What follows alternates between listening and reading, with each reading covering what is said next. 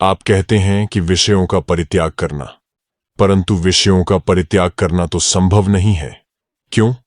बोले कि पंचभूत का बना हुआ यह शरीर है, तो खाने के लिए अन्न चाहिए और पीने के लिए पानी चाहिए और शरीर में गर्मी बनी रहे, इसके लिए ऊष्मा चाहिए और सांस लेने के लिए हवा चाहिए और पेट में अनाज अंटे और मुंह में चुगला जाए और कान में शब्द घुसे, नाक में गंध घुसे, इसके लिए छेद भी चाहिए, माने आकाश भी चाहिए। सो बिना पंचभूत के तो इस दैहिक जीवन का निर्वाह हो ही नहीं सकता।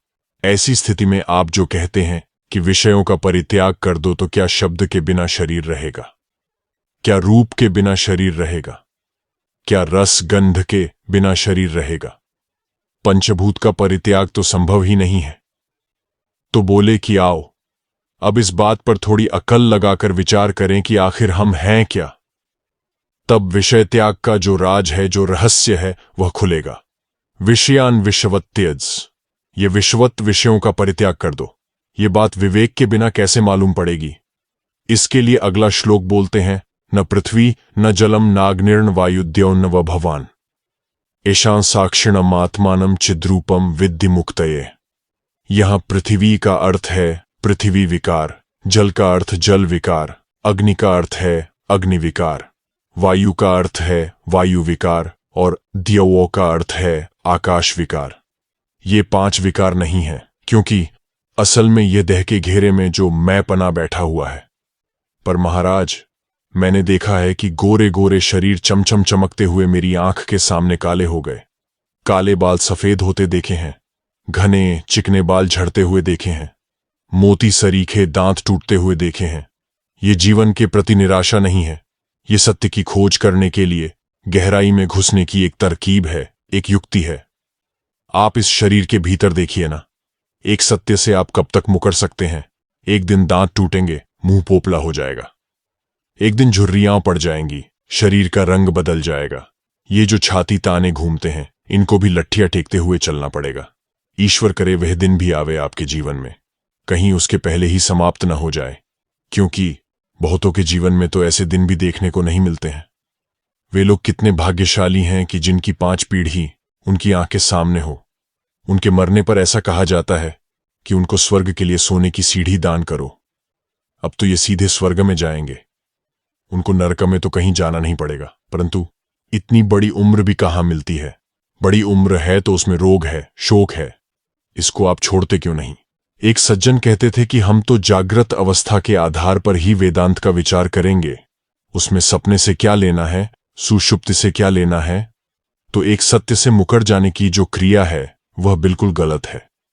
आपके जीवन में बचपन आया और गया, किशोरावस्था आई और गई, जवानी आती है जाती है, बुढ़ापा आता है जाता है, आप अधेड़ होते हैं। तो सभी अवस्थाओं को मिलाकर जीवन के बारे में विचार करना पड़ेगा।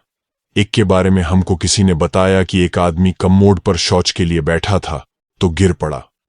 अब महाराज, एक ओर कमोड था और दूसरी ओर स्नान के लिए टब जैसा बना था, और दोनों के बीच में वह गिर गया। चिल्लाया तो घर के लोग इकट्ठे हुए कि इसको निकालें।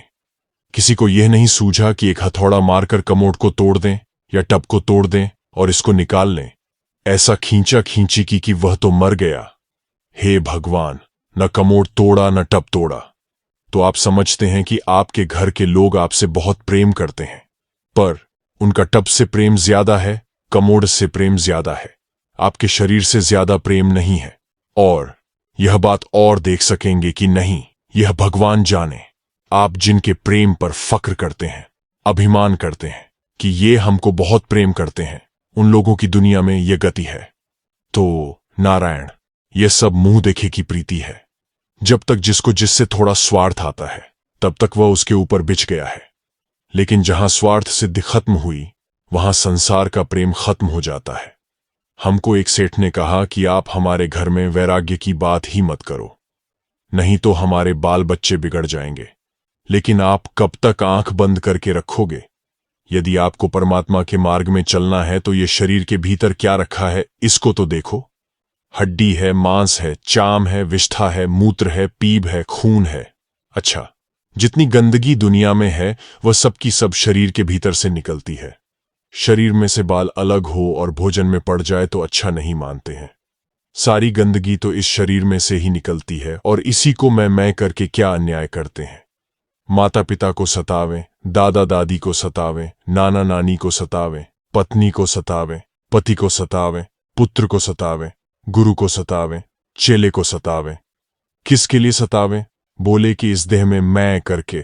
तो पहली साधना यह है कि मैं की परिच्छिन्नता को हटावें। इस देह में जितना भी कल्पित मैं है, उस मैं से अपने को ऊपर उठाया जाए। यह वेदांत की पहली साधना है कि यह तुम 3.5 हाथ के शरीर नहीं हो। इसमें तात्विक और भावनात्मक 2 प्रकार की साधना होती है। आप शरीर में पंचभूत को अलग अलग कर दो। शरीर में जितने छिद्र हैं वे आकाश के हैं, और जितना हिलना डोलना है वह सब वायु का है, और जितने टेम्परेचर हैं वे सब अग्नि के हैं। टेम्परेचर महाराज दोनों तरफ मारता है। बढ़ जाए तब भी मर जाए और कम हो जाए तो भी मर जाए। यह टेम्परेचर भगवान दुनिया में न बनाते तो हम लोग सुखी रहते। अच्छा, शरीर में खून न रहे, रस न रहे तो जिंदा रहेंगे, मिट्टी न रहे तो जिंदा रहेंगे। तो अब यह देखना है कि शरीर के भीतर जो ये 5 चीजें हैं, उनमें से तुम एक हो कि 5 के मिले हुए पुलिंदे हो। हम जैसी वेदांत की बात साधु सन्यासियों को सुनाते हैं, वैसी आपको भी सुनाना चाहते हैं। आप लोग डरना मत, क्योंकि हम आपके घर में से तो कुछ निकालेंगे नहीं। हां, आपके मन में से हम कुछ निकालना चाहते हैं, और उससे आपकी कोई हानि नहीं है। ये भ्रम जितना होता है वह बुद्धि में ही होता है। तो नारायण, विवेक करके शरीर में 5 चीजों की अलग अलग राशि बना दो, और जिसकी जो राशि है उसको उसमें डाल दो। माने मिट्टी को मिट्टी में जाने दो, पानी को पानी में जाने दो, अग्नि को अग्नि में जाने दो, और हवा को हवा में तथा आकाश को आकाश में मिलने दो। और देखो, यह सब करने के बाद भी तुम हो, तुम नहीं हो, ऐसी बात बिल्कुल नहीं है। 5 को 5 में मिला दो और तुम हो। मुख्य बात वेदांत की यही है। इसको तात्विक प्रक्रिया बोलते हैं। तत्व माने जैसे मिट्टी तत्व है। अंग्रेजी बाबू लोग जल को तत्व ही नहीं मानते हैं। अच्छा, तो अग्नि तत्व है, वायु तत्व है। कोई कोई आकाश को तत्व मानते हैं और कोई नहीं मानते हैं। इसका जो शास्त्रार्थ है वह आप लोगों को सुनाने लायक नहीं है। नाम रूप की अनेकता में भी जो एक अनुस्यूत तत्व होता है, बिल्कुल सब में भरा हुआ लबालब। आप जरा अपने देह के ख्याल को हटाइए। एक बार ऊपर से लीजिए और एक बार नीचे से।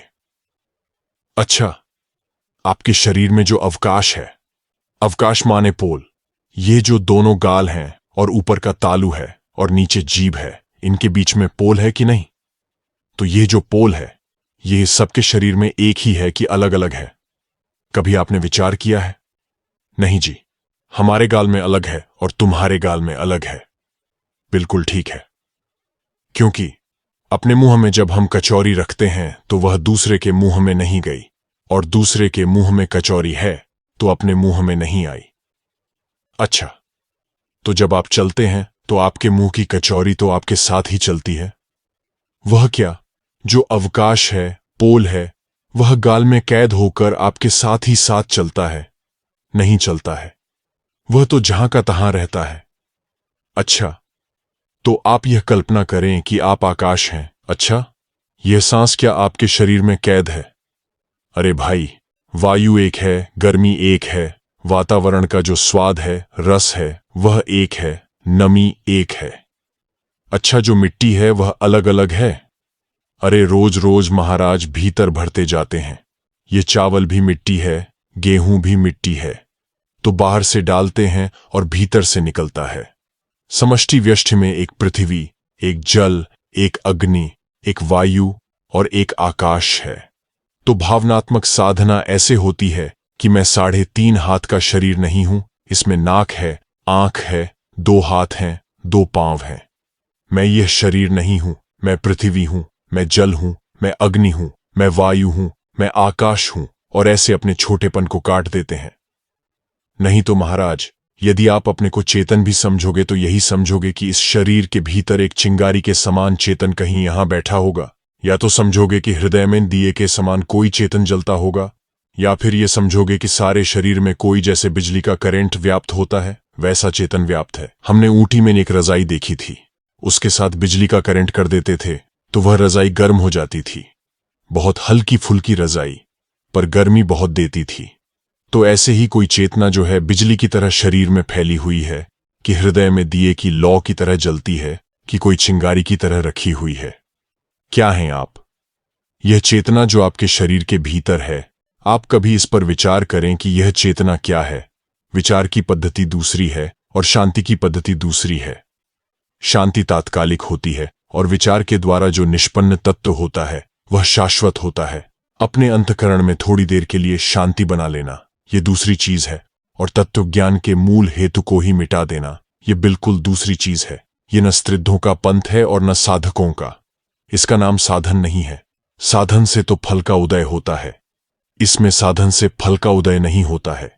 इस विचार से तो तत्व पर जो पर्दा पड़ा है वह फटता है। यह तो एक विवेक की कुल्हाड़ी मारी और पर्दा हो गया दो टुक। ऐसा यह वेदांत का विचार है। संसार में फंसे हुए लोग इसकी छाया भी नहीं छू सकते हैं। न पृथ्वी न जलम नाग्निर न वायुर्बोन व भगवान। अब देखो, जहां केवल जड़ तत्व की भावना करने से कि मैं पृथ्वी हूं, देहाभिमान गलता है। मैं जल हूं, मैं अग्नि हूं, मैं वायु हूं और मैं आकाश हूं। जहां इस भावना से देहाभिमान गलता है, वहां इन पांचों को उठाकर अलग कर दीजिए। यहां ध्यान देने योग्य बात यह है कि यहां देह को क्यों नहीं हटाता है, इन पांचों को क्यों हटाता है। इसलिए हटाता है कि देह में से हटाने के बाद भी आपका मैं छोटा ही रह जाएगा और इन पंचभूतों में से हटाने के बाद आपका मैं बड़ा हो जाएगा। पृथ्वी से भी बड़ा, जल से भी बड़ा, अग्नि से भी बड़ा, वायु से भी बड़ा, आकाश से भी बड़ा। कौन है? आपका आत्मा। सबसे बड़ा कौन है? आपका आत्मा। ईशान साक्षिणमात्मानम चिद्रूपम विद्धि मुक्तये। आप मुक्ति चाहते हैं, धन्य हैं आप। इन छोटी छोटी कोठरियों की तन्हाई कैद में से अपने मैं को बाहर निकालिए। तन्हाई कैद माने जब एक छोटी सी कोठरी में एक कैदी को अकेले बंद कर दिया जाता है, उसी में टट्टी जाए, उसी में पेशाब करे, बर्तन रख दिए जाते हैं, खाना भी उसी में पड़ता है, उसको तन्हाई कैद बोलते हैं। तो नारायण, ये जिसको आप अपना बड़प्पन समझते हैं, एक कुर्सी पर बैठा दिया तो बोले कि हम महाराजा हो गए, एक सिंहासन पर बैठा दिया तो हम महाराजा हो गए। वह कुर्सी पर बैठा जो महाराज बना है, वह तो तन्हाई कैद का कैदी है जो राजा बनकर सुखी हो रहा है। एक बार मैं मुंबई में ही किसी के घर की छत पर बैठा था। एक संप्रदाय के आचार्य की सवारी निकली, बड़ी तामझाम थी। जिनके घर में था वे सज्जन हमारे बड़े मित्र हैं। वे सवारी देख बोले कि स्वामी जी, यदि ये सोने का सिंहासन छत्र लगाने से बड़े महात्मा हो जाते हों तो आपका क्या ख्याल है? हम आपके लिए ऐसे 10 सिंहासन बनवा दें, आप भी बड़े हो जाइए। मैंने कहा कि भाई, हमको ऐसे ही छोटे रहने दो। मौज से हंसते हैं, खेलते हैं, वहां तो मुंह बनाकर बैठना पड़ेगा। किसी से बोलो मत, किसी की ओर देखो मत। अरे, हम बहुत मजे में बैठे हैं। तो ये जो तन्हाई कैद है ना, बड़े ऊंचे ऊंचे पद, उनके लिए तुम पूंछ हिलाते हुए उनके पीछे पीछे घूमते हो। इंद्र भी कैदी है, ब्रह्मा भी कैदी है। जो एक घेरे में मैं करके बैठा हुआ है, वह इंद्र, चंद्र, बुध भी कैदी हैं। इससे छुड़ाने के लिए यह जरूरत है। सारा बड़प्पन इसी चाम में ही तो है ना। कोढ़ हो जाएगा तब क्या होगा, काला पड़ जाएगा तब क्या होगा, जल जाएगा तब क्या होगा। एक दिन आग के मुंह हमें जाने ही वाला है। सारा बड़प्पन इसी शरीर को लेकर है। इस तन्हाई कैद का अभिमान। ऐशा साक्षिणमात्मानम चिद्रूपम विद्धि मुक्तये। क्या तुम मुक्ति चाहते हो? सचमुच इस कैद से छूटना चाहते हो? तो दास कबीर जतन से ज्यों की त्यों घड़दीनी ओढ़ी चदरिया। यह पंचभूत का बना जो पचरंगा चोला है, इसको जहां का तहां पंचभूत में रख दो। अपने को समझो इसका साक्षी चिरूप। चिद्रूप समझने का अर्थ यह है कि सद्विशिष्ट चिद नहीं और चिद विशिष्ट सद नहीं। जहां तुम अपने आप को खोकर है मात्र रह जाते हो, वहां परमार्थ नहीं है। और जहां तुम जड़ को उपसर्जन बनाकर तुम देखते हो, वहां भी परमार्थ नहीं है। और जहां अपने आप को अकेला देखते हो, दृष्टा, वहां भी परमार्थ नहीं है। तो समाधि में नहीं, स्वप्न में नहीं, सुषुप्ति में नहीं, जागृत काल में वेदांत जन्य प्रज्ञा के द्वारा जब इस भ्रम का निवारण होगा कि मैं ये पंचभूत का विकार नहीं, इनका साक्षी चिरूप आत्मा हूं। विद्धि शब्द का यही अर्थ है। समाधो विद्धि नहीं है, स्वप्नो विद्धि नहीं है, सुषुप्तो विद्धि नहीं है। विद्धि माने इसी जागृत काल में एक अद्वैत की बुद्धि का उदय होकर भ्रम का निवारण होगा। देखो, जो साधन हमारी जागृत अवस्था में फलता है वह तो सच्चा फलता है, और जो समाधि में फलता है वह तो जागने पर मिट जाता है। जो साधन सुषुप्ति अवस्था, स्वप्नावस्था और ध्यानावस्था में फलता है वह हमारे व्यवहार काल में काम नहीं दे सकता। वस्तु तो वह होनी चाहिए जो जागते महाराज अभी के अभी रौनक हो।